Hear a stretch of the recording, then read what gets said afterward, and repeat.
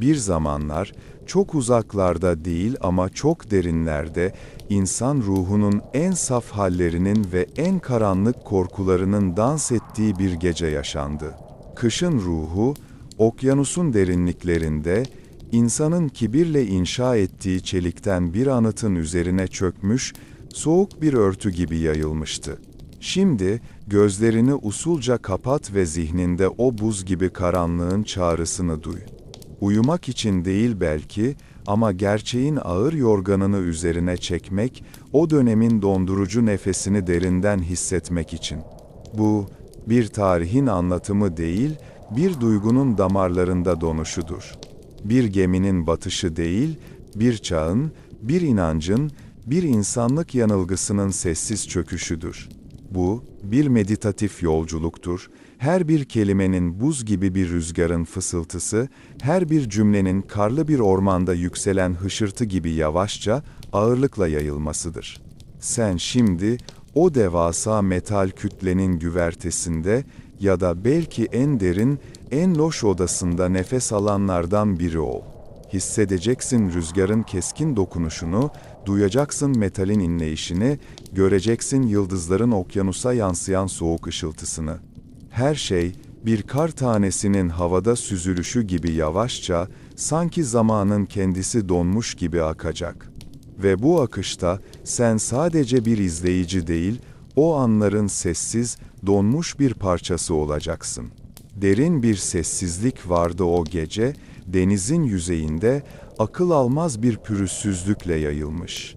Gökyüzü, sayısız elmasın, milyarlarca soğuk yıldızın asılı olduğu kadife bir çarşaf gibi uzanıyordu yukarılarda. Kuzey Atlantik'in engin, dipsiz karanlığı, altta ise insanlığın son büyük hayali, yüz binlerce perçinle bir araya getirilmiş çelikten bir dağ süzülüyordu.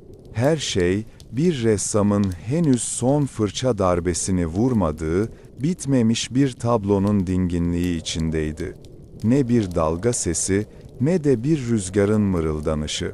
Sadece, geminin motorlarından yayılan, derinlerden gelen hafif bir uğultu vardı, sanki dev bir hayvanın huzurlu nefesi gibi. Sen o anda, güvertede duruyor olsan, belki de o uğultunun ötesinde, soğuğun her bir zerrende nasıl yayıldığını hissedebilirdin. Hava, adeta keskin bir cam parçası gibiydi, ciğerlerine her çektiğinde buz gibi bir ürpertiyi ta en derinlere taşıyordu. Okyanusun üzerindeki bu temiz, berrak hava, aslında sinsi bir habercinin ta kendisiydi. Buzul rüzgarlarının taşıdığı o tanıdık ama bir o kadar da unutulmuş kış kokusu her nefeste daha da yoğunlaşıyordu. Sanki uzaklardaki karlı ormanların ruhu bu sulara kadar ulaşmış, metal gövdenin etrafında görünmez bir çember çizmişti.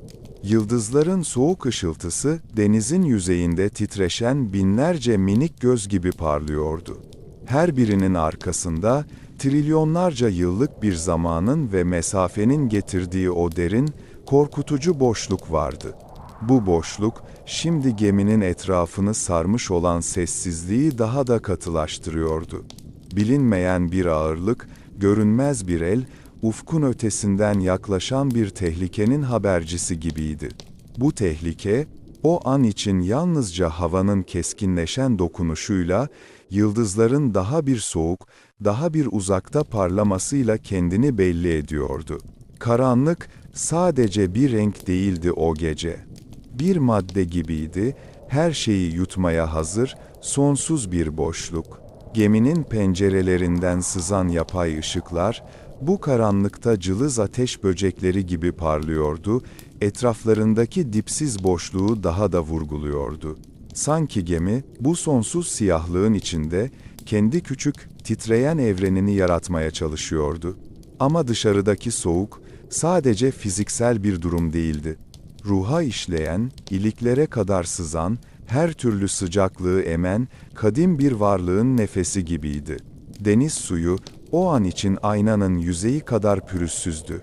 Ama bu pürüzsüzlüğün altında, kilometrelerce derinliğe uzanan buz gibi bir varlık yatıyordu.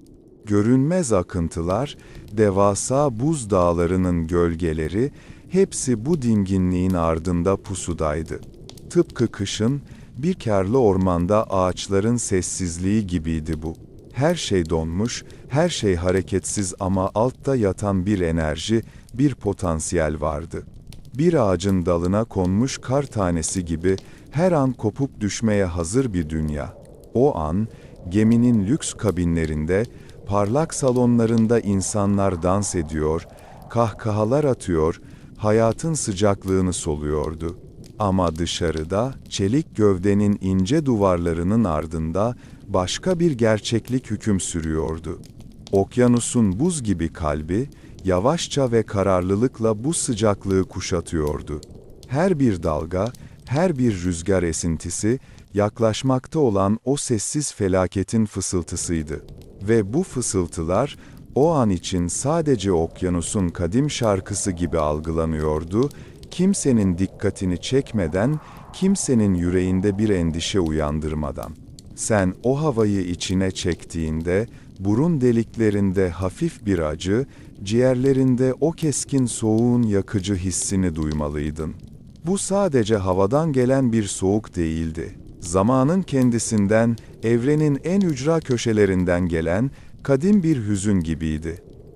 Buzun fısıltısı, metalin soğuk kalbine işleyen, sonsuz bir sessizliğin vaadi. Her şey öylece duruyordu, bir sonraki nefesini bekleyen, donmuş bir an gibi. Ve bu donmuş anın içinde, her şeyin nasıl da kırılgan, nasıl da geçici olduğunu henüz kimse bilmiyordu. Yaklaşan felaket, sessiz ve görünmez bir hayalet gibi, geminin üzerinde dolaşıyordu, her bir yolcunun ruhuna yavaşça, sinsi sinsi sokuluyordu. Ve bu, o kış gecesinin başlangıcıydı, her şeyi sonsuz bir uykuya sürükleyecek olan. Kışın o derin, sonsuz uykusundan uyanmak her zaman zor olmuştur, sevgili dinleyici. Bir kar tanesi kadar hafif, bir buzulun ağırlığı kadar ezici bir uyanış. Ama o gece, okyanusun ortasında, 100.000 tonluk çelik bir dağın içinde, uyanışın doğası bambaşka bir hal almıştı. Henüz sabah olmamıştı, karanlık hükmünü sürdürüyordu. Ancak, o derin, sıcak uykunun birdenbire, bir bıçak keskinliğiyle yarılması, herhangi bir şafağın doğumundan daha keskin, daha acımasızdı. Sen, yumuşak bir yatağın derinliklerinde, belki de ipek çarşafların arasında, rüyanın tatlı sularında yüzüyordun. Geminin hafif sallanışı, bir ninni gibi seni daha da derinlere çekiyordu. Sonra, aniden, derinlerden gelen boğuk bir gümbürtü, ardından titreyen, ürperen bir sarsıntı. Sanki devasa bir el, gemiyi en derininden kavramış ve onu bir anlığına şiddetle sarsmış gibiydi. Bu, o buz gibi okyanusun, geminin metal kalbine vurduğu ilk darbeydi. Uyanışın ilk nefesi, ciğerlerini yakıp kavuran bir şokla doluydu. O gümbürtü, kısa ve keskin bir darbe gibiydi ama etkisi çok daha uzun sürdü. Yatağın yayları titredi, duvarlardaki paneller hafifçe gıcırdadı. Sonra, belki de daha korkutucu olan, geminin olağanüstü sessizliğe bürünmesiydi. Motorların, o kesintisiz, derin uğultusu bir anda kesildi. Her şey durdu, nefes almayı unuttu sanki. O anki sessizlik, öncesindeki sarsıntıdan bile daha ağırdı, daha tedirgin ediciydi. Sanki tüm dünya bu anı dinlemek için durmuştu. Gözlerin aralandığında loş kabinin tavanına doğru baktın.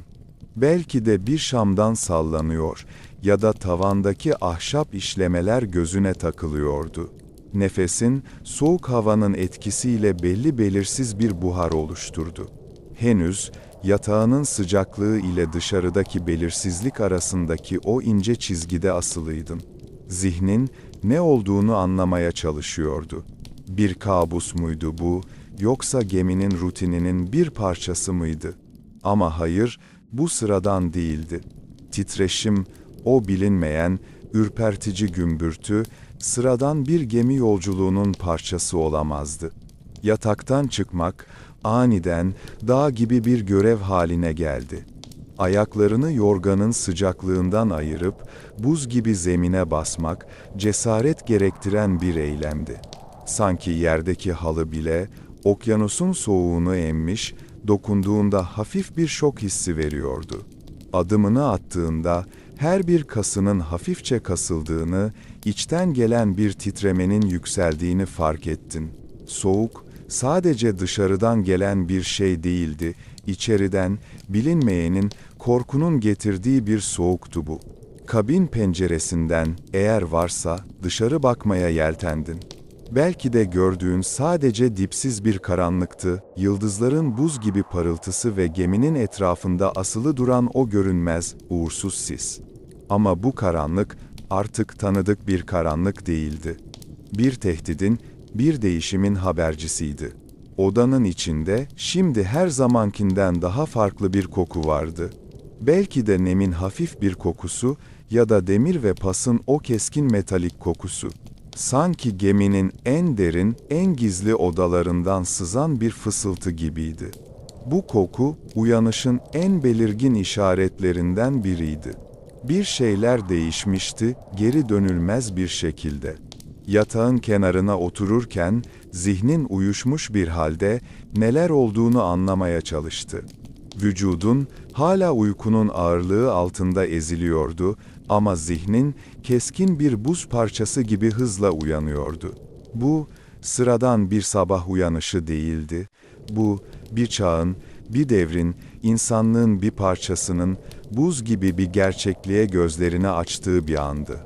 Ve sen, o anın içinde, her şeyin nasıl da kırılgan olduğunu hissettin. Yatağın sıcaklığı, odanın korunaklı duvarları, her şey, dışarıdaki o kadim, acımasız soğuğa karşı ne kadar da güçsüzdü. Bu, rüyaların bittiği ve kabusun başladığı andı. Bir ev, bir barınak, ne olursa olsun, bir sığınak her zaman en güvenli yer gibi gelir insana. Duvarlar, tavan, zemin, her biri dış dünyanın acımasızlığından koruyan bir zırh gibidir. O gece, Titanik'in çelik ve ahşaptan örülmüş kabinleri de böyle bir sığınak gibiydi. Dışarıdaki okyanusun sonsuz boşluğuna, rüzgarın keskin pençelerine ve buzun amansız soğuğuna karşı, içerideki her şey bir vaat gibiydi, sıcaklık, güvenlik, konfor. Ama sen, o gümbürtüden sonra, artık duvarların bu vaadini sorgulayanlardan biriydin. Kabinindeki duvarlara dokunduğunda, metalin o bilindik soğukluğunu hissettin. Ama bu soğukluk, artık sıradan bir temas değildi. Sanki duvarların derinliklerinden, geminin en dibinden, okyanusun buz gibi kalbinden bir ürperti yayılarak sana ulaşıyordu. Çelik levhaların arasından sızan o sinsi, görünmez soğuk, odanın içindeki her şeyi yavaş yavaş ele geçiriyordu. Perdeler, halı, mobilyalar, her şey o kadim soğuğun nefesiyle doluyordu. Eğer şanslıysan, kabininde cılız bir ışık yanıyordu, belki bir lamba, belki de duvara monte edilmiş bir fener. Ama bu ışık, eskisi gibi parlak ve güven verici değildi. Bir mum ışığı gibi titriyor, odanın köşelerine kadar ulaşamıyor, karanlık gölgelerin dansına izin veriyordu. Ateşin cılızlığı, sadece bir ısı kaynağı olarak değil, aynı zamanda umudun ve yaşamın da cılızlığını yansıtıyordu. O titrek ışık, geminin içinde hüküm sürmeye başlayan o belirsizliğin, o kaygı dolu anların görsel bir temsili gibiydi. Her bir titremede, okyanusun ruhunun bir parçasının odana sızdığını hissedebilirdin. Evin içi, artık bildiğin evin içi değildi. Kokusu değişmişti. Eski ahşap ve yeni boya kokusunun, lüks parfümlerin, yemeklerin hafif buğusunun yerini garip bir koku almıştı. Nemli bir deniz yosunu kokusu gibi, metalin ve belki de bir yerlerden sızan suyun o keskin, tatlımsı kokusu. Bu koku, ciğerlerine her çekildiğinde, seni dışarıdaki bilinmeyenle, okyanusun devasa nefesiyle daha da yakınlaştırıyordu. Bu koku, içerideki her şeyin, dışarıdaki devasa varlığın etkisi altına girdiğini fısıldıyordu. Ayaklarının altında tahta döşemenin ya da halının hafifçe gıcırdadığını duydun. Her adımında geminin metal iskeletinden gelen o bilinmeyen sesler, bir derin deniz canavarının homurtusu gibi yankılanıyordu. Belki de geminin gövdesi, aldığı darbe nedeniyle yavaşça şekil değiştiriyor, metal paneller birbirine sürtünüyor, gerilen çiviler inliyordu. Bu sesler, duvarların dışarıdaki felakete karşı ne kadar da güçsüz olduğunu, içerideki barınağın aslında ne kadar da kırılgan olduğunu haykırıyordu. Duvarların her bir hücresine işlemiş o soğuk, sadece sıcaklığını değil, aynı zamanda güven hissini de emiyordu. Oturduğun koltuğun kumaşı bile, dokunduğunda eskisi gibi yumuşak değil, sanki hafifçe nemli ve soğuk geliyordu. Geminin, sığınak olmaktan çıkıp, buz gibi bir hapishaneye dönüştüğünü yavaş yavaş fark ediyordun. Her bir köşede, her bir gölgede, okyanusun soğuk nefesi sinsice seni bekliyordu. Bu ev hali, artık konforlu bir barınak olmaktan çok, dış dünyanın aynası gibiydi. İçerideki soğukluk, dışarıdaki gerçekliğin içeri sızdığını gösteriyordu. Ateşin cılızlığı, dışarıdaki karanlığın her an her şeyi yutabileceğini hatırlatıyordu. Tahtaların gıcırtısı, geminin kendi acımasız kaderine doğru ilerleyişinin sesiydi. Ve sen, bu değişen ev halinin içinde, kendini yalnız ve çaresiz hissettin. Oysa, henüz saniyeler önce, burası bir cennet köşesi gibiydi. Şimdi ise, soğuk, nemli ve metal kokan bir mezarın ilk adımlarıydı. Ve bu barınak, seni ne kadar süre koruyabilirdi, bunu sadece okyanus biliyordu. Kışın dondurucu soğuğunda, bir insanın zihniyle bedeninin arasında ince bir çizgi oluşur. Beden, içgüdüsel olarak sıcaklık arar, kat kat örtünmek ister. Zihin ise, yaklaşan tehlikenin belirsizliğiyle boğuşurken, en basit eylemleri bile bir ritüele dönüştürür. O gece, Titanik'in kabinlerinde yaşanan giyinme eylemi, sıradan bir hazırlık olmaktan çok uzaktı, bu, bilinmeyene karşı verilen, çaresiz bir meydan okumaydı. Yatağının kenarında, aceleyle attığın ilk adımların ardından, titreyen ellerinle dolabına uzandın. Zihnin hala uykunun sersemletici etkisi altında, ama içgüdülerin keskin bir buz parçası gibi seni yönlendiriyordu. Giyimin amacı, artık şıklık ya da rahatlık değil, sadece ve sadece hayatta kalmaktı. Her bir katman, bir kalkan, okyanusun sinsi soğuğuna karşı bir direniş noktasıydı. İlk önce iç çamaşırlarını, sonra yün bir içliği çektin üzerine. Yünün, tenine dokunuşu, sert ama bir o kadar da güven vericiydi. Her bir iplik, vücudunun ısısını hapsetmek için yaratılmış gibiydi. Sonra, belki de bir gömlek, ardından kalın bir süveter. Her birini giydiğinde, vücuduna binen ağırlık, sadece kumaşın fiziksel yükü değildi. Bu, yaklaşan felaketin, her bir kararın, her bir anın getirdiği ruhsal bir ağırlıktı. Farklı malzemeler, farklı dokunuşlar. İpeğin yumuşaklığı, kürkün kadifemsi sıcaklığı, yünün pürüzlü dokusu. Bütün bunlar bir anda sadece birer araç haline gelmişti.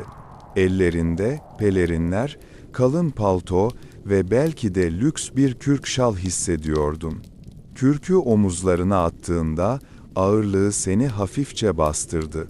Boynunun etrafına doladığın yün eşarbın pürüzlü dokusu, soğuk hava ile arandaki son bariyer olacaktı. Her giydiğin katman, bedenini daha da sıkı bir kuşatma altına alıyordu. Hareketlerin yavaşladı, sanki her uzvun, bu yeni ağırlığa alışmaya çalışıyordu. Kollarını kaldırmak, bacaklarını hareket ettirmek, sıradan bir eylemden çok daha fazla çaba gerektiriyordu. Bu ağırlık, dışarıdaki okyanusun ezici gücünün, içerideki bedenine yansıması gibiydi. Ayaklarına botlarını geçirdin. Derinin sertliği, odayı dolduran sessizlikte hafifçe yankılanan tok sesi, her bir bağcığı bağlarken titreyen parmakların. Her şey, yavaşça ve acı içinde gerçekleşiyordu. Botlar, zeminin soğukluğundan koruyacak ama aynı zamanda her adımını daha da ağırlaştıracaktı. Bu ayakkabılar, şimdi seni dışarıdaki dünyaya bağlayan ama aynı zamanda seni yavaşlatan birer pranga gibiydi. Aynaya baktığında gördüğün yüz yabancı geliyordu. Şık kıyafetlerin yerini kat kat yığılmış, biçimsiz kumaş yığınları almıştı. Kürklerin arasında kaybolmuş, yünlerin içinde boğulmuş bir sen. Sanki bir kış ayısı gibi dışarıdaki dondurucu havaya karşı kendini korumak için kalın bir tabaka örmüştün. Ama bu giysilerin altında yatan ürperti sadece dışarıdan gelen soğuktan ibaret değildi. Bu, kalbine yavaşça yayılan, bilinmeyenin, çaresizliğin getirdiği o kadim soğuktu. Hazırlık, sadece fiziksel bir eylem değil, zihinsel bir mücadeleydi. Her bir giysi parçası, zihnine bir soru işareti bırakıyordu. Bu yeterli olacak mı? Bu beni koruyacak mı? Cevaplar, okyanusun dipsiz karanlığında gizliydi. Giyindiğin her katmanla, içindeki umut, yanan bir mum gibi daha da cılızlaşıyordu. Çünkü giysiler, ne kadar kalın olursa olsun, okyanusun acımasız gücüne, buzun keskin pençelerine karşı sadece geçici bir kalkan olabilirdi. Ve bu hazırlık, seni dışarıdaki bilinmeyenle yüzleşmek için donatan ama aynı zamanda ruhunu sonsuz bir kış uykusuna hazırlayan bir ritüeldi. Bir kapı, bazen sadece bir eşik değildir. Sevgili dinleyici, iki dünya arasında, iki gerçeklik arasında ince bir perde olabilir. O gece, Titanik'in kabinlerinden dışarıya açılan her kapı, bu ince perdeyi aralamak gibiydi. İçerinin loş, korunaklı sessizliğinden, dışarıdaki engin, acımasız gerçeğe doğru atılan ilk adımdı. Bu, sadece bir adım değil, bilinmeyene doğru yapılan bir sıçramaydı. Kapının kolunu soğuktan uyuşmuş parmaklarınla kavradığında, metalin o keskin dokunuşunu hissettin. Kolu çevirdiğinde çıkan hafif gıcırtı, odanın içindeki sessizliği bozdu, ancak dışarıdaki uğultuya karışıp gitti. Kapıyı yavaşça araladın.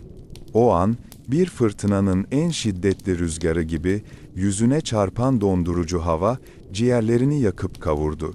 Sanki tüm Kuzey Atlantik'in soğuk ruhu, o tek aralıktan içeri sızmaya çalışıyor, seni dışarıdaki dünyaya çekiyordu. İlk adımı attığında, ayaklarının altındaki metal güvertenin buz gibi dokunuşu seni ürpertti. Güverte, geminin kendisi gibi soğuk ve sertti. Rüzgar, bir yırtıcı hayvanın uluması gibi koridorlarda ve açık güvertede yankılanıyordu.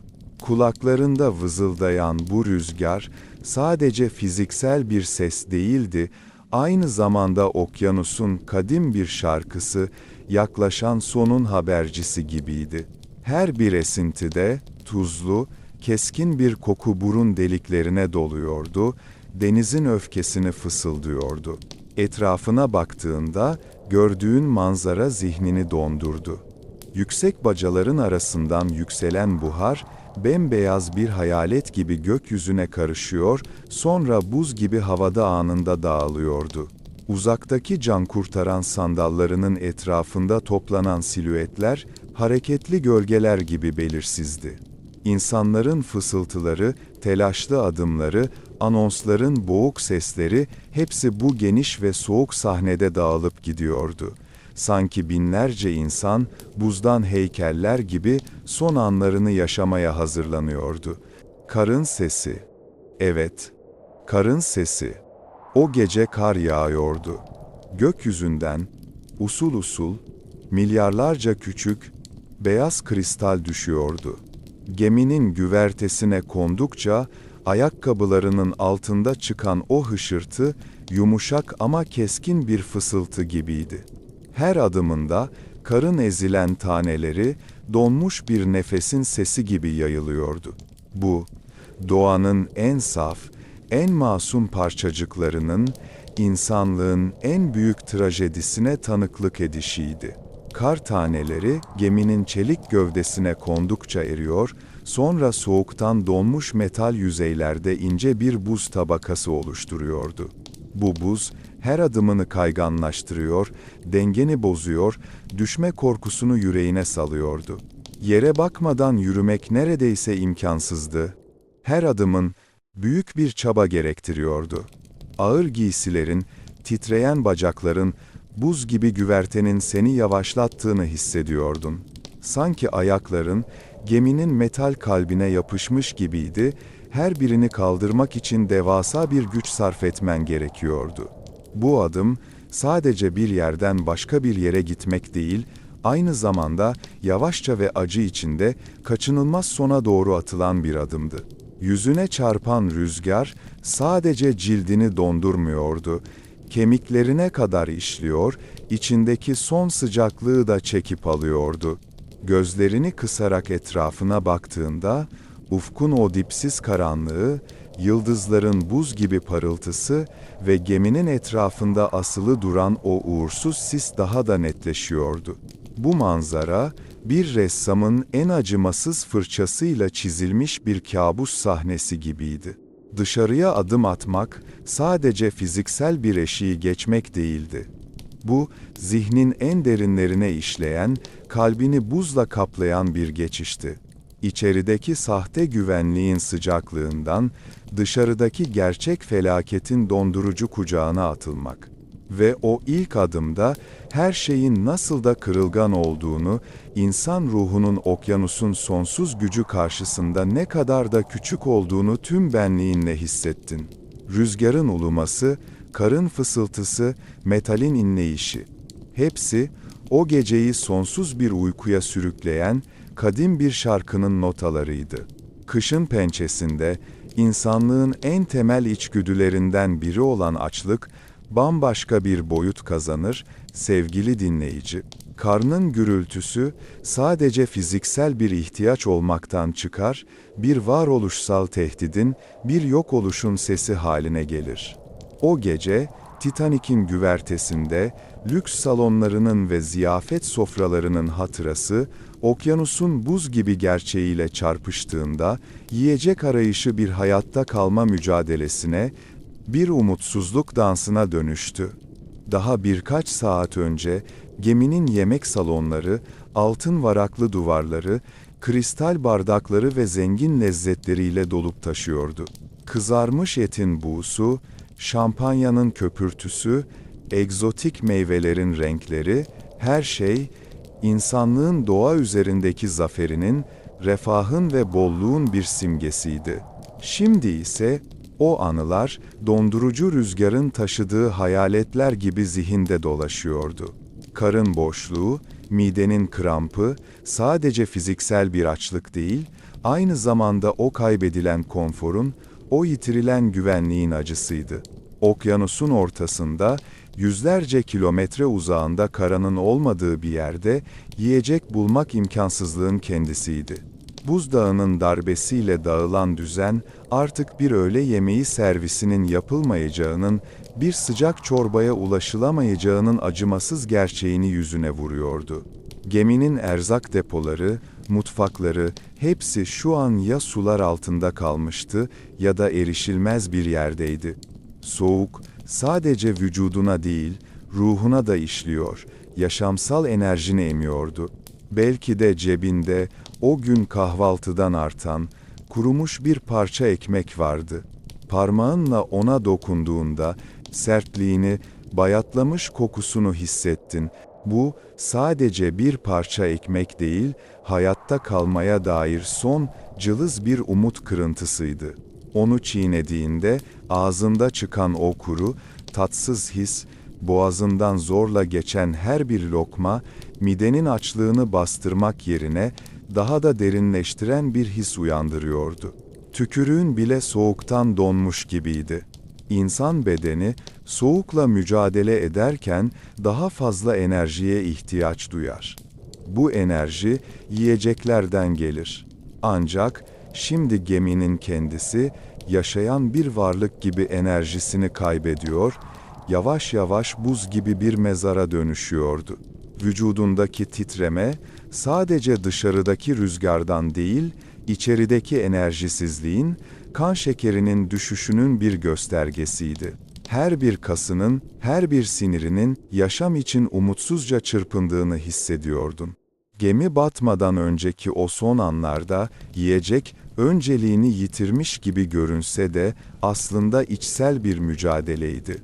Acıkmış olmak seni daha da zayıf, daha da çaresiz kılıyordu. Soğuğa karşı direnme gücünü azaltıyor, zihninin berraklığını bulandırıyordu. Vücudun kendi iç kaynaklarını tüketmeye başlamıştı, kaslarından, yağ depolarından enerji çekiyordu. Bu, içeriden gelen bir açlıktı, bir yamyamlık haliydi, kendi benliğinin seni tüketmeye başlamasıydı. O an, eğer etrafına bakabilseydin, yüzlerdeki ifadeyi okuyabilirdin. Çaresizlik, yorgunluk, umutsuzluk. Hiç kimse artık yiyecek aramıyordu ama herkesin bakışlarında o temel yoksunluğun, o hayatta kalma mücadelesinin izleri vardı. Okyanusun soğuğu ve geminin ölümüyle birlikte, insanlığın en temel arzuları da donuyordu. Yiyecek arayışı sadece fiziksel bir eylem değil, zihinsel bir yıkımdı. Geminin lüks mutfaklarında hazırlanan 10 binlerce yemeğin, şimdi sadece birer an olarak kalması, çelikten kalbinin soğuk ve boş midesinde yatan bir trajediydi. Ve sen, o boşluğun ortasında, kendi içindeki son sıcaklığı tüketirken, bu kış gecesinin acımasızlığını tüm benliğinle hissettin. Her şeyin ne kadar da geçici, ne kadar da kolayca yok olabilecek bir illüzyon olduğunu fark ettin. Açlık, okyanusun buz gibi kucağında, sonsuz bir uykuya hazırlanırken sana eşlik eden sessiz bir hayaletti. Sevgili dinleyici, tarihin büyük olayları genellikle soğuk sayfalarda, rakamlar ve isimlerle anlatılır. Ancak gerçek tarih, o dönemde nefes alan, düşleyen, umut eden sıradan insanların ruhlarında yankılanır. Titanik'in battığı yıl olan 1912, bir çağın eşiğiydi. İnsanlık, bir yandan teknolojik ilerlemenin zirvesine ulaştığını sanırken, diğer yandan kendi kibirinin, kendi göz kamaştırıcı başarısının gölgesinde kalıyordu. Bu, buharın ve çeliğin, insanın doğa üzerindeki nihai zaferini müjdelediği bir zamandı. Ama bu zafer, soğuk bir okyanusun kalbinde, acımasız bir bedel ödedi. Sen o gemide, belki de 3. sınıf bir yolcu olarak yeni bir hayatın hayalini kuruyordun. Köhne bir Avrupa kasabasının soğuk, rutubetli odalarından kaçmış, umut dolu yeni dünyanın parıltısına doğru yol alıyordun. Cebindeki birkaç metelik, tüm mal varlığın ama kalbinde taşıdığın umut, tüm bunlardan daha değerliydi. Senin için Titanik sadece bir gemi değildi. Bu, bir köprüydü, eski hayatın yoksulluğundan yeni bir başlangıcın refahına giden bir yoldu.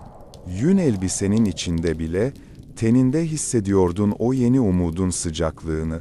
Amerika, sadece bir kıta değil, bir vaat, bir düşler ülkesiydi. Belki de sen, 1. sınıf bir beyefendi ya da hanımefendiydin. Servetin, sana dünyanın kapılarını açan bir anahtardı. Lüks kabinlerin ipekleri, şarapların buğusu, ziyafetlerin şatafatı, tüm bunlar senin yaşam tarzının doğal bir parçasıydı. Senin için gemi, sadece bir ulaşım aracı değil, bir statü sembolüydü. İnsan zekasının, mühendisliğin ve paranın ulaştığı en yüksek noktanın bir nişanesiydi. Gelecek, parlak ve sınırsız görünüyordu. Krallıklar, imparatorluklar, hepsi gücünün doruğundaydı. Dünya, düzenli, öngörülebilir ve insan kontrolü altındaydı. Sen, bu çağın temsilcisiydin, bu yeni modern dünyanın bir parçasıydın. O yıl, dünya bir büyük savaşın arifesinde değildi henüz.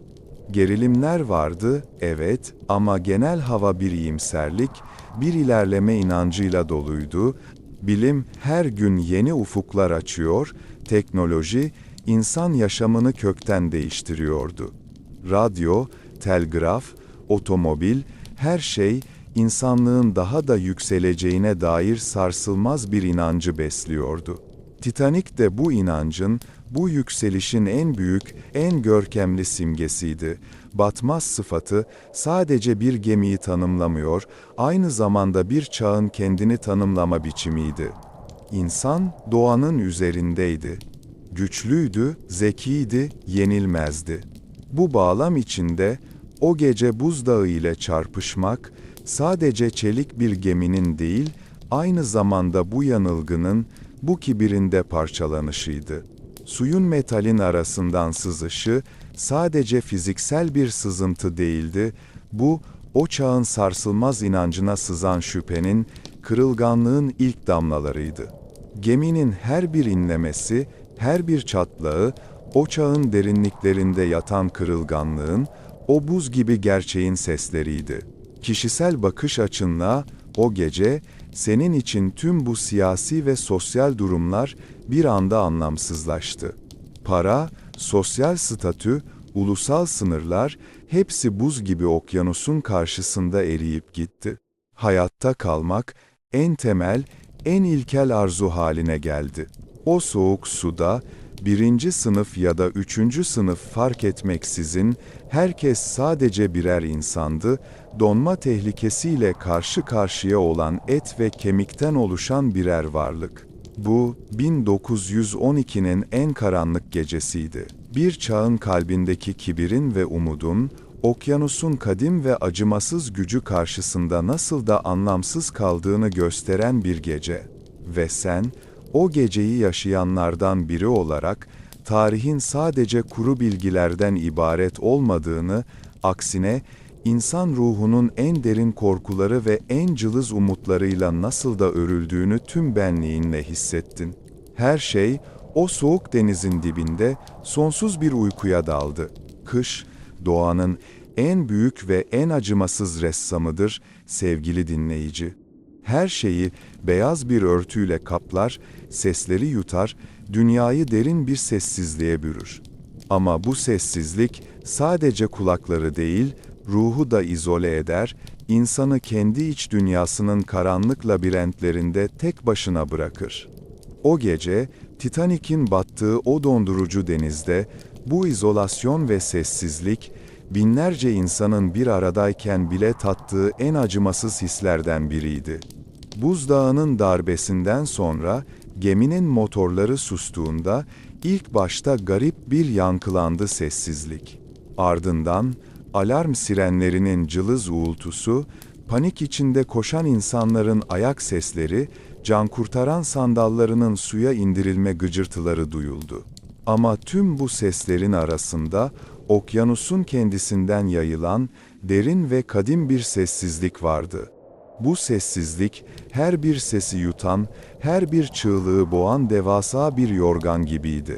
Güvertede, belki de yüzlerce insan bir aradaydı. Ama bu kalabalık, bir topluluğun sıcaklığını değil, aksine kolektif bir yalnızlığın soğukluğunu yayıyordu. Herkes kendi korkusuyla, kendi kaderiyle yüzleşiyordu. Gözler, boşluğa, denizin dipsiz karanlığına takılmıştı. Fısıltılar vardı ama hiçbiri diğerine ulaşmıyor, her biri kendi yankısında boğuluyordu. Sanki herkes, bir cam duvarın ardında, diğerleriyle konuşamadan, dokunamadan hapsolmuş gibiydi. Bu, sosyal bir izolasyondu, ruhsal bir sürgün. Gecenin karanlığı, bu izolasyonu daha da derinleştiriyordu. Yıldızlar, buz gibi parıltılarıyla yukarıda asılıydı ama ne sıcaklık ne de teselli sunuyorlardı. Sadece, evrenin sonsuz boşluğunu ve insanın bu boşluktaki küçüklüğünü hatırlatıyorlardı. Geminin ışıkları teker teker söndükçe, karanlık büyüdü, etrafındaki insan silüetlerini yuttu. Artık kimin kim olduğunu ayırt etmek bile zordu. Herkes, bu isimsiz karanlıkta, yalnız bir nokta haline gelmişti. Sessizlik, bir noktadan sonra delirtici bir boyut kazandı. Çığlıklar, yardım çağrıları, hepsi kısa sürede okyanusun genişliği ve soğuğu tarafından yutuldu. Geriye kalan, sadece rüzgarın uğultusu, geminin metalden kalbinden gelen inlemeler ve kendi kanının kulaklarındaki atışıydı. Bu sesler, dışarıdaki dünyanın değil, içerideki korkunun, içerideki boşluğun sesleriydi. Bu sessizlik, insanın kendi düşünceleriyle, kendi en derin korkularıyla baş başa kalmasını sağlıyordu. Zaman, yavaşlamış, donmuş gibiydi. Her bir saniye, bir ömür gibi uzuyordu. Sen, belki de sevdiğin birinin elini tutuyordun. Ama o elin sıcaklığı bile, dışarıdaki soğuğun, içerideki korkunun yarattığı o görünmez duvarı aşamıyordu. Herkes, kendi sessiz mücadelesinde hapsolmuştu. Konuşmaya çalışsan, sesin boğazında düğümlenirdi. Bağırmak istesen, sesin boğuk bir hıçkırığa dönüşürdü. Bu, dondurucu bir sessizlikti, hem fiziksel hem de ruhsal.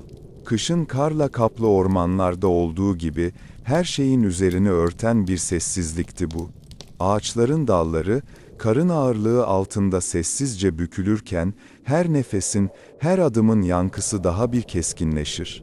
Okyanusun üzerindeki bu kış gecesinde de durum farklı değildi. İnsanların ruhları, dışarıdaki dondurucu soğukla birlikte, yavaşça kendi içine kapanıyor, kendi sessizliklerinin ağırlığı altında eziliyordu. Bu sosyal izolasyon ve sessizlik, sadece okyanusun acımasızlığını değil, aynı zamanda insan ruhunun en derin katmanlarındaki kırılganlığı da gözler önüne seriyordu. Bir gemide, binlerce insanla çevriliyken bile, ölümle yüzleşirken duyduğun o derin yalnızlık, tarifsizdi. Ve bu, o kış gecesinin en ağır hediyelerinden biriydi, seni sonsuz bir uykuya hazırlayan, ruhunun en derinliklerinde yankılanan bir ağıttı. Kış, sadece dışarıdaki dünyayı dondurmakla kalmaz, aynı zamanda insan bedenini de zayıflatır, onu hastalıkların ve çaresizliğin pençesine düşürür sevgili dinleyici. O gece, Kuzey Atlantik'in buz gibi sularında, Titanik'in metal kalbi yavaşça batarken, en sinsi düşmanlardan biri olan hastalık, görünmez bir el gibi her bir yolcunun boğazına sarılıyordu. Bu, sadece bir salgın değil, soğuğun getirdiği bir veba, bir ölümdü. Daha ilk andan itibaren, dışarıdaki dondurucu rüzgarın etkisiyle başlayan o hafif titreme, giderek kontrol edilemez bir hal aldı. Vücut, kendi sıcaklığını korumak için umutsuzca savaşmaya başladı. Kaslar kasıldı, dişler kenetlendi. Bu, sadece bir soğuk algınlığı değil, hipoderminin ilk belirtileriydi. Kan, damarlarında ağırlaştı, cildin morarmaya başladı. Ayak parmakların, el parmakların yavaşça hissizleşmeye başladı. Sanki bedeninin bir parçası senden kopup, dışarıdaki buz gibi suya karışıyordu. Okyanusa düşenler için durum daha da acımasızdı. İnsan bedeni, o derecedeki soğuk suya birkaç dakikadan fazla dayanamazdı. Suyun her bir damlası, bir buz iğnesi gibi cildine batıyor, içindeki son sıcaklığı da emiyordu. Nefes almak, giderek zorlaşıyordu. Göğsünde bir ağırlık, ciğerlerinde keskin bir yanma hissi. Öksürük sesleri, okyanusun genişliğinde boğuk bir fısıltı gibi yayılıyordu. Bu öksürükler, ciğerlerin dışarıdaki dondurucu havaya ve içeri sızan suya verdiği umutsuz bir tepkiydi. Bir noktadan sonra, vücudun titremeyi bile bıraktı. Bu, rahatlama değil, daha derin bir çaresizliğin, bedenin artık savaşı kaybettiğinin bir işaretiydi. Zihin, bulanmaya başladı. Soğuk, beyninin en ücra köşelerine kadar işlemişti. Ateşli sayıklamalar, gerçek ve rüya arasındaki çizgiyi bulanıklaştırdı. Belki geçmişten gelen sesler duydun, belki de hiç görmediğin manzaraları gözlerinin önünde belirdi. Bu, zihnin kendi içinde bir sığınak yaratma çabasıydı, acımasız gerçeklikten kaçmak için son bir girişim. O dönemde, gemide bile, bu tür bir acil durum için yeterli ilaç yoktu. 1912'nin tıbbi bilgisi, Bu çapta bir felaketle başa çıkmaktan çok uzaktı. Ateşi düşürecek bir ilaç, acıyı dindirecek bir damla, hepsi ulaşılamaz bir lüks haline gelmişti. Çaresizlik, okyanusun suyu gibi her şeyi kaplıyordu. Hastalığa karşı savunmasız kalmıştın, doğanın acımasız pençesinde tamamen yalnızdın. Belki de birisi eski usul bitkisel tedavileri denemeye çalışıyordu. Bir şifalı otun kokusu, okyanusun tuzu ve metalin pası kokusuna karışıyordu. Ama bu cılız çabalar, buzun amansız ilerleyişi karşısında ne kadar etkili olabilirdi ki? Her şey, nafile bir çabanın, umutsuz bir direnişin göstergesiydi. Vücudundaki her bir hücre, her bir doku, soğukla savaşırken yavaş yavaş pes ediyordu. Kalbinin atışı yavaşladı, nabzın zayıfladı, uykunun, sonsuz bir dinlenmenin daveti, giderek daha çekici hale geliyordu. Zihnin, bu davete direnmek için mücadele ediyordu ama bedenin çoktan yorgun düşmüştü. Bu, bir hastalığın getirdiği çaresizlikti ama aynı zamanda doğanın en temel yasasının, insanın ölümlülüğünün acımasız bir hatırlatıcısıydı. Okyanus, sadece gemiyi değil, içinde taşıdığı her bir canlıyı da ele geçiriyordu. Soğuk, hastalık ve çaresizlik, üç başlı bir canavar gibi her bir ruhu avlıyordu. Ve sen, o canavarın pençesinde, kendi ölümünün soğuk nefesini hissettin. Bu, bir sondu, sadece bir yolculuğun değil, aynı zamanda bir yaşamın, bir umudun, bir rüyanın da sonu ve bu son, o kış gecesinin en ağır, en acımasız gerçekliğiydi, seni sonsuz bir uykuya sürükleyen. Güneşin erken batışı, kışın en belirgin alametidir, sevgili dinleyici. Gündüz, kısıtlı ve cılız bir ışık olarak kendini gösterirken, gece, dipsiz bir karanlık örtüsüyle her şeyi yutar, o gece, Kuzey Atlantik'in sonsuz boşluğunda, Titanik'in etrafını saran karanlık, sadece ışığın yokluğu değildi, bu, bir varoluşsal boşluğun, bir korkunun, bir hiçliğin ta kendisiydi. Saatler akarken, güneşin son cılız ışınları batı ufkunda kayboldu. Gökyüzü, önce morun, sonra mavinin, en sonunda da katran karası bir siyaha büründü. Yıldızlar, gökyüzünün kadifesinde milyarlarca buzlu elmas gibi parlıyordu ama bu ışıltı, dünyaya değil, sadece kendi soğuk varoluşlarına hizmet ediyordu. Geminin kendisi, bu dipsiz karanlıkta, devasa bir hayalet gibi süzülüyordu. Geminin çarpışmasından sonra, elektrik hatları yavaş yavaş arızalanmaya başladı. Salonların pencerelerinden sızan parlak ışıklar, birer birer söndü. Koridorlardaki lambalar titredi, sonra tamamen karardı. Her bir ışığın sönüşüyle birlikte, karanlık bir adım daha ileri geldi, odaları, koridorları, güverteleri ele geçirdi. Şimdi, okyanusun derinliklerindeki zifiri karanlık, geminin içini de sarmıştı. Elinde tuttuğun cılız bir mum, belki de bir fener, etrafındaki karanlığı delmeye çalışıyordu. Alevin titremesi, rüzgarın her esintisiyle dans ediyor, duvarda veya zeminde uzun, grotesk gölgeler oluşturuyordu. Bu gölgeler, sadece fiziksel engellerin yansıması değildi, aynı zamanda zihindeki korkuların, bilinmeyen tehditlerin de yansımasıydı. Her bir titreyen ışık, bir umut kırıntısıydı ama aynı zamanda etrafındaki sonsuz karanlığın ne kadar da büyük olduğunu acımasızca hatırlatıyordu. Gölgenin oyunu, o geceki ruh halini mükemmel bir şekilde yansıtıyordu. Bir an, duvarda tanıdık bir silüet gördün ama bir sonraki an, o silüet, bir canavarın pençesi gibi uzayıp büzüldü. Bu, zihnin, korkunun ve çaresizliğin etkisiyle algıları nasıl da bulanıklaştırdığının bir göstergesiydi. Her şey, bir rüya ve bir kabusun eşiğinde asılı duruyordu. Karanlık, sadece görme duyusunu değil, diğer duyuları da etkiliyordu.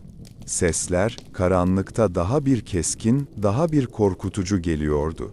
Metalin inleyişi, Suyun şırıltısı, rüzgarın uğultusu, hepsi karanlığın içinden gelen tehditkar fısıltılar gibiydi. Kokular bile değişmişti. Nemli metalin, tuzlu suyun kokusu bu karanlıkta daha da yoğunlaşıyor, boğazını yakıyordu. Geminin batışının son anlarında, ana jeneratörler patladığında tüm ışıklar tamamen söndü. O an, zifiri karanlık, binlerce insanı yuttu. Sadece uzaktan gelen, can kurtaran sandallarının cılız fenerlerinden yansıyan ışıklar vardı. Ama bu ışıklar bile, dipsiz okyanusun karanlığını delmekten çok uzaktı. Her şey, bir boşluğa, bir hiçliğe karışmıştı. Bu gece, 1912'nin en karanlık gecesiydi. Sadece fiziksel anlamda değil, aynı zamanda insan ruhunun en derin korkularının ve çaresizliğinin de en belirgin şekilde ortaya çıktığı bir geceydi. Güneşin batışı, sadece günün değil, bir çağın, bir inancın, bir umudun da batışını simgeliyordu. Mum ışığının titremesi, insanoğlunun kibrinin, doğanın acımasız gücü karşısında ne kadar da cılız olduğunu gösteriyordu. Ve bu karanlık, seni sonsuz bir uykuya hazırlayan, tarihin en derin boşluğunda yankılanan bir ağıttı. Her şey, o soğuk denizin dibinde, karanlığın kucağında kayboldu. İnsanoğlunun kalbi, belirsizliğin ve çaresizliğin soğuk pençesine düştüğünde, hem en kadim inançlara hem de en ilkel korkulara sığınır. Sevgili dinleyici, kışın dondurucu karanlığı, insan zihnini rasyonel düşünceden uzaklaştırıp, mistik fısıltılara ve batıl inançlara yöneltir.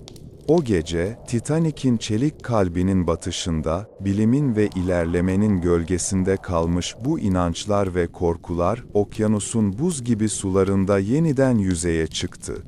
Batmaz diye anılan bir geminin, okyanusun ortasında, tek bir buzdağı darbesiyle ölüme doğru sürüklenmesi, akıl sınırlarını zorlayan bir olaydı. Bu, sadece bir mühendislik hatası değil, aynı zamanda bir ilahi ceza, bir doğaüstü intikam gibi yorumlanıyordu. Geminin yapımında kullanılan malzemeler, modern bilimin en son harikasıyken, batışı, bir kehanetin gerçekleşmesi gibi fısıldanıyordu. Bazıları, geminin isminde ya da onunla ilgili bazı rakamlarda uğursuzluk aradı.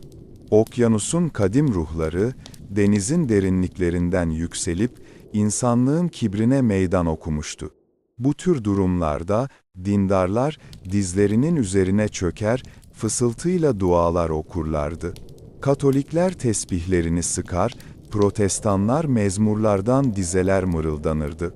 Her dilde, her inançta tek bir çığlık vardı, kurtuluş. Tanrı'dan, evrenden, bilinmeyen bir güçten medet ummak, çaresizliğin en son sığınağıydı. Gecenin karanlığı, bu duaların yankılanmasına elverişliydi, zira her şeyin üstesinden gelebilecek gibi görünen bilim ve teknoloji, o an, okyanusun acımasız soğuğu karşısında dilsiz kalmıştı. Ama dualarla birlikte, ilkel korkular da yükseliyordu. Okyanusun dipsiz karanlığı, insan zihninin en derinlerinde yatan canavarları uyandırmıştı. Denizin dibinde yaşayan devasa yaratıklar, kadim efsanelerden fırlamış deniz canavarları, belki de gemiye saldıran sadece bir buzdağı değil, okyanusun nefretini taşıyan, ruh emen bir varlıktı. Soğuk, sadece fiziksel bir his değildi, ruhları donduran, iradeyi kıran bir enerji gibiydi. Bu soğuk canavarlar, kışın karlı ormanlarında dolaşan hayaletler gibi, şimdi de okyanusun üzerinde, insanların korkularını besleyerek dolaşıyorlardı. Bazı yolcuların ağzından, denizin dibinde yaşayan, kraken gibi mitolojik yaratıkların isimleri fısıldanıyordu. Belki de gemi, bir lanet taşıyordu. Perşembe günü denize açılmanın uğursuzluk getireceği gibi eski denizci batıl inançları, şimdi daha da bir anlam kazanıyordu. Geminin daha ilk seferinde batması, bir bekaret kurbanı gibi algılanıyordu. Bu inançlar, rasyonel gerçekliğin ötesine geçerek, insanların içine işleyen derin bir kaygı ve dehşet yaratıyordu. Karanlık ve soğuk, bu korkuların ve batıl inançların yayılması için mükemmel bir ortam sunuyordu. Her bir gölge, bir hayalete, her bir ses, bir çığlığa dönüşüyordu. Zihin, dışarıdaki gerçekle başa çıkamadığında, kendi içinde bir dünya yaratır, bu dünya inançlar ve korkularla doludur. Bu, insanın kendini kandırma biçimiydi belki ama aynı zamanda en derin, en ilkel içgüdülerinin de bir yansımasıydı. Gemi batarken, o son çığlıklar, o son nefesler, hem bir dua hem de bir korku fısıltısıydı. Her ikisi de aynı gerçeğe işaret ediyordu. İnsan, doğanın karşısında ne kadar da güçsüzdür. Kibirin ve ilerlemenin vaatleri, okyanusun kadim bilgeliği ve acımasızlığı karşısında eriyip gidiyordu. İnançlar ve korkular, o gece her bir ruhun içinde dans ediyordu. Kimisi kurtuluşu dua ederken, kimisi görünmez canavarların pençesinde kaybolduğunu düşündü. Bu, bir medeniyetin kendi sınırlarını zorladığı bir noktada en eski, en ilkel benliğine dönüşünün hikayesiydi. Ve bu dönüş, o kış gecesinin en ağır bedellerinden biriydi, seni sonsuz bir uykuya hazırlayan, ruhunun en derinliklerinde yankılanan bir çığlıktı. Kışın pençesi, doğanın en büyük eşitlikçisi olabilir, sevgili dinleyici, ama insanlığın kendi yarattığı eşitsizlikler, felaketin en karanlık anlarında bile kendini gösterir.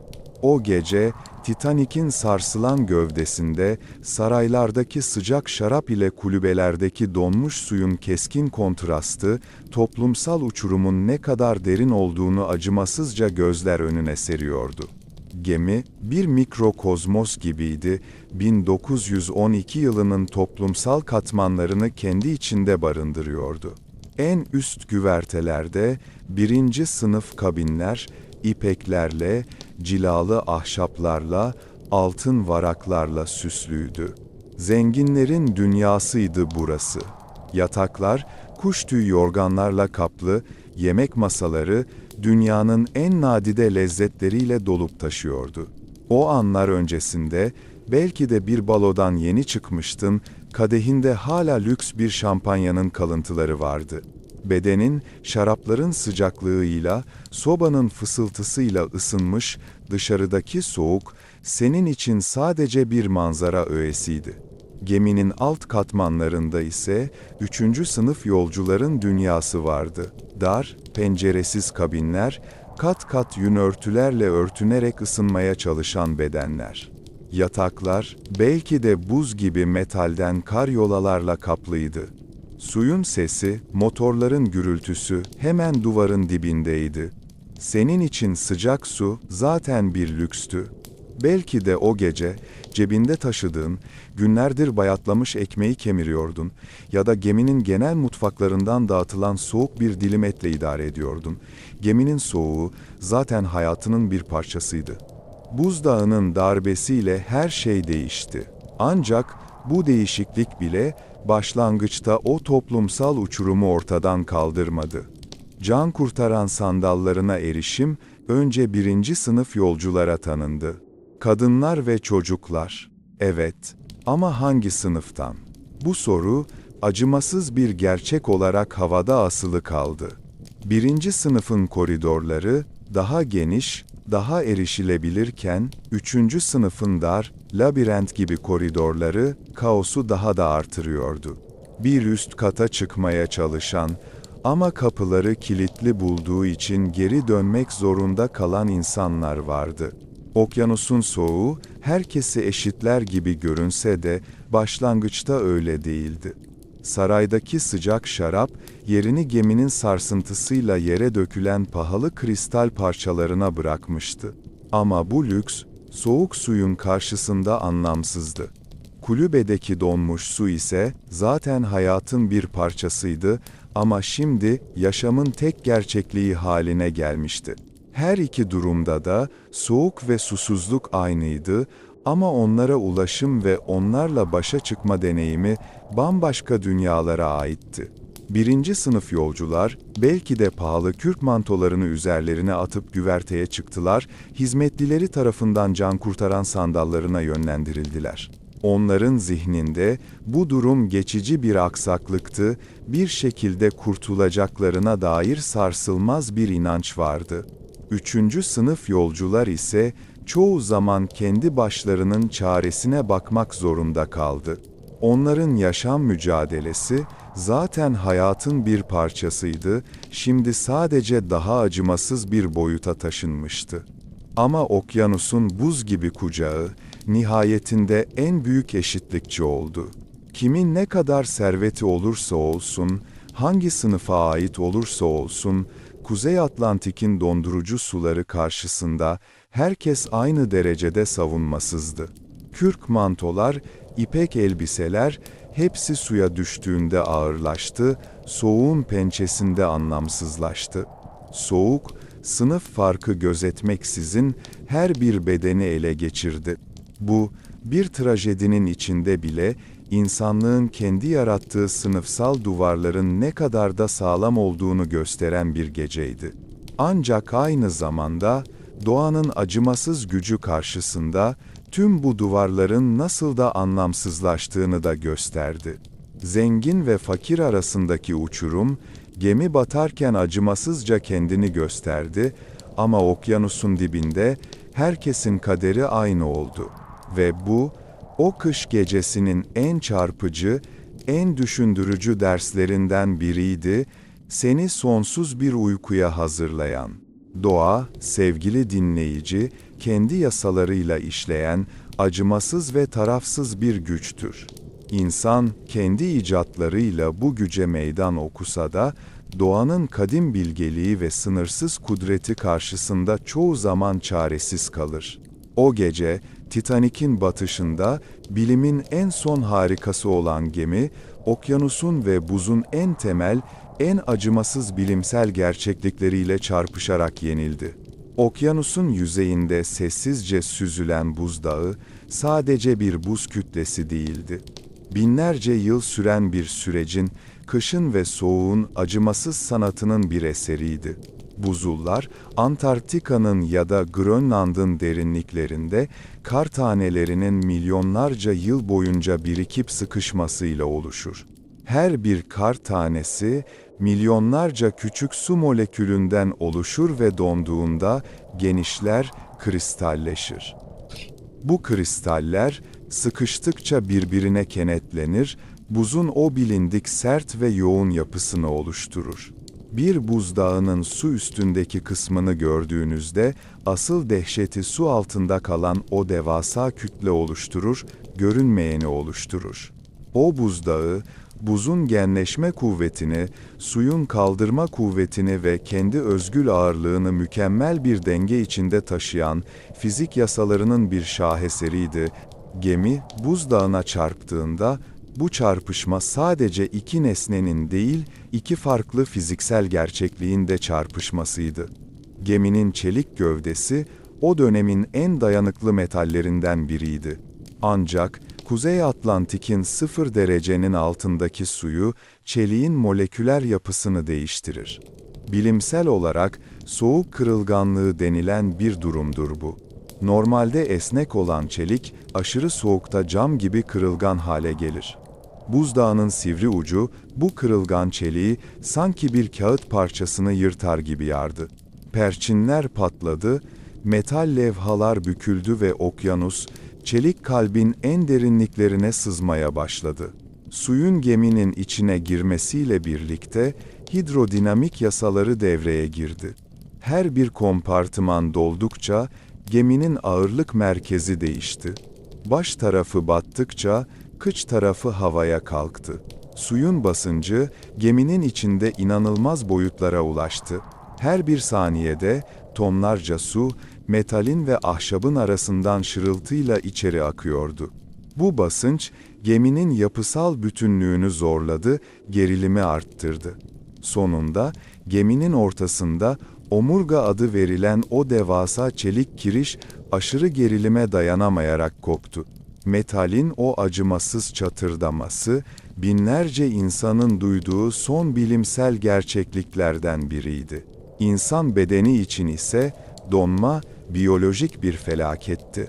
Suyun sıcaklığı, sıfırın altında 2 derece civarındaydı. Bu tür bir soğukta, vücut ısısı hızla düşer. İlk önce damarlar büzülür, kan akışı yavaşlar, ekstremitelerdeki his kaybolur. Titreme başlar, vücut kendi ısısını korumak için umutsuzca savaşır. Ancak bu mücadele kısa sürede yenilgiyle sonuçlanır. Vücut ısısı 27 dereceye düştüğünde kalp ritmi bozulur, solunum durur. Kanın donmaya başladığı anlarda hücreler parçalanır, organlar işlevini yitirir. Bu, doğanın en acımasız biyolojik yasalarından biriydi.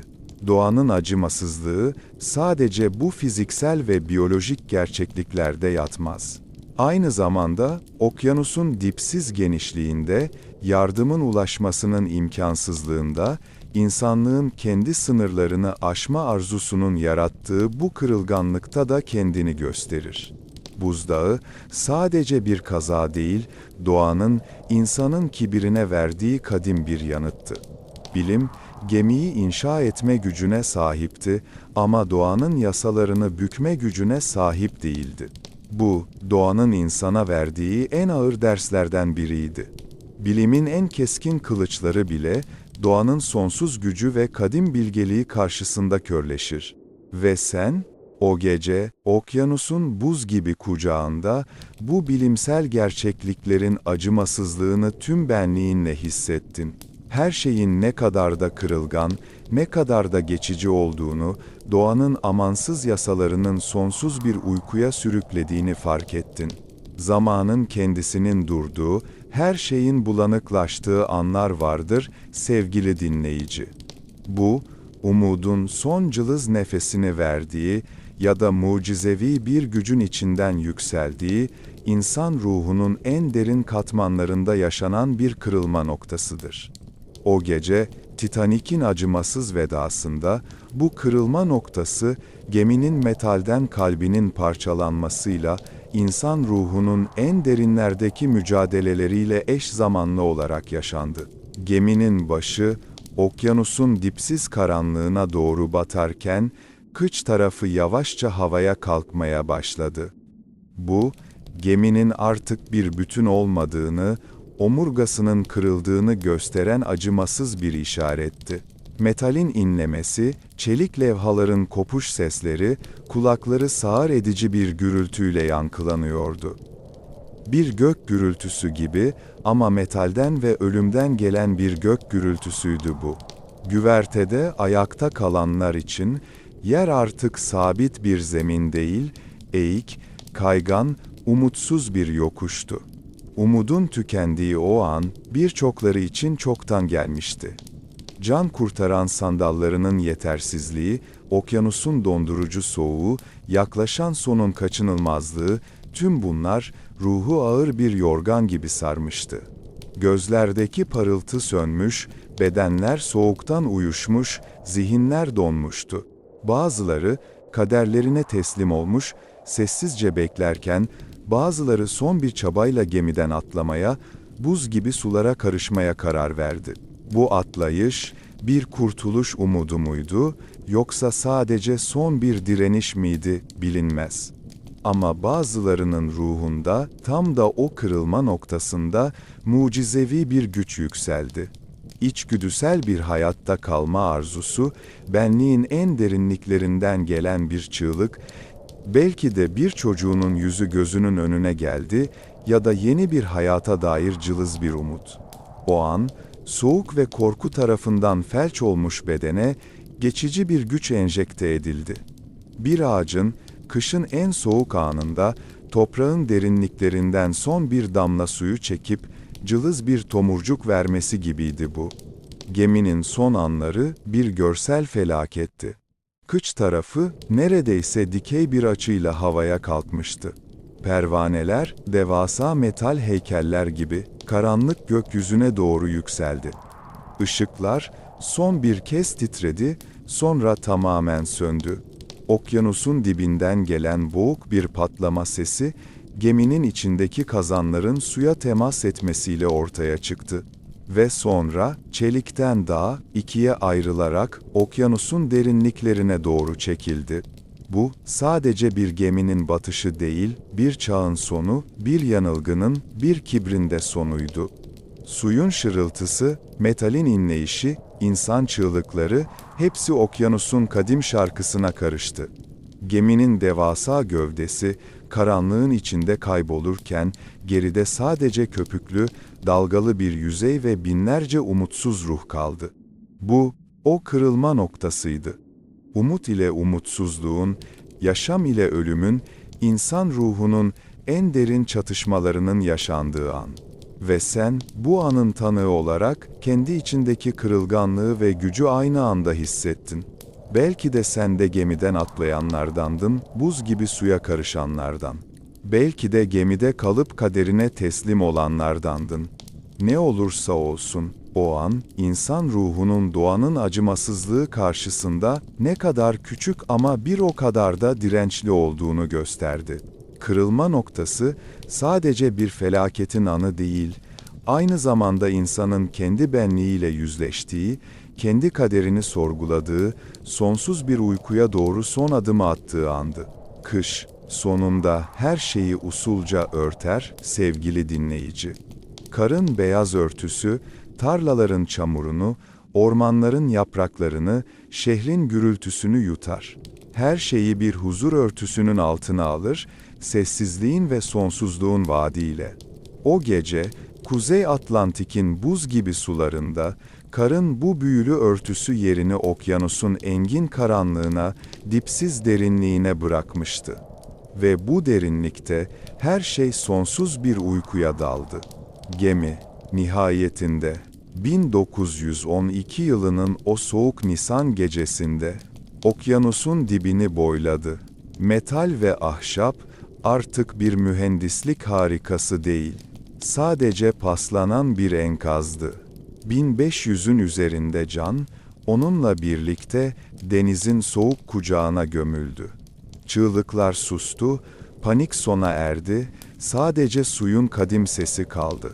Her şeyin üzerine derin bir sessizlik çöktü. Kar, yavaş yavaş, sanki gökyüzünden dökülen bir ağıt gibi, geminin battığı bölgenin üzerine yağmaya devam etti.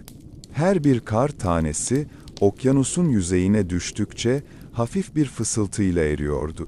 Bir zaman sonra, denizin yüzeyi, her şeyin olup bittiğini unutmuş gibi, tekrar o bilindik, pürüzsüz sakinliğine büründü. Sanki hiçbir şey olmamıştı, sanki bu devasa gemi binlerce insanla birlikte hiç var olmamıştı. Okyanus, kendi hafızasında bu trajediyi yutmuş, geçmişin tozlu sayfalarına karıştırmıştı. Denizin dibinde, karanlık ve soğuk her şeyi sarmıştı. Geminin enkazı yavaşça çamur ve kumla kaplandı. Balıklar, yosunlar, yeni bir yaşam formunun döngüsünü başlattı. İnsan bedenleri, okyanusun soğuk kucağında, yavaşça doğanın bir parçası haline geldi. Kimse, artık bir zengin ya da bir fakir değildi. Kimse, bir umut taşıyan bir göçmen ya da bir kibir timsali değildi. Herkes, sadece denizin bir parçasıydı, sonsuzluğun bir zerresiydi. Tarih, bu olayı kaydetti. Adını tarih kitaplarına, efsanelere yazdı. Ama gerçek kapanış, sayfalarda değil, okyanusun derinliklerindeydi. Gecenin karanlığı, bu büyük trajedinin üzerini örttü, onu sonsuz bir uykuya yatırdı. Sadece okyanusun dalgalarının fısıltısı, rüzgarın uğultusu, geçmişin bu kadim şarkısını yavaşça taşımaya devam etti. Ve sen, sevgili dinleyici, şimdi gözlerini usulca kapat. Zihninde o soğuk rüzgarın fısıltısını, karın sessiz düşüşünü, okyanusun kadim şarkısını hisset. Her şey, bir kar tanesinin havada süzülüşü gibi yavaşça, ağırlıkla yayılıyor. Titanik'in son gecesi, bir geminin batışı değil, bir çağın, bir inancın, bir insanlık yanılgısının sessiz çöküşüydü. Ve bu çöküş, her şeyi sonsuz bir uykuya sürükledi. Şimdi, zihnin bu derin sessizliğin içinde, okyanusun dibindeki o huzuru bulsun. Her şey sakinleşti, her şey kapandı. Kışın ruhu her şeyi örttü ve sen, bu tarihin, bu duygunun, bu derin huzurun bir parçası olarak, kendi sonsuz uykuna doğru yavaşça süzül. Her şey huzur içinde, her şey sessizlik içinde. Uyumak için sıkıcı bir tarih değil belki, ama ruhunu kışın derin huzuruyla sarmak için bir melodi. İyi geceler.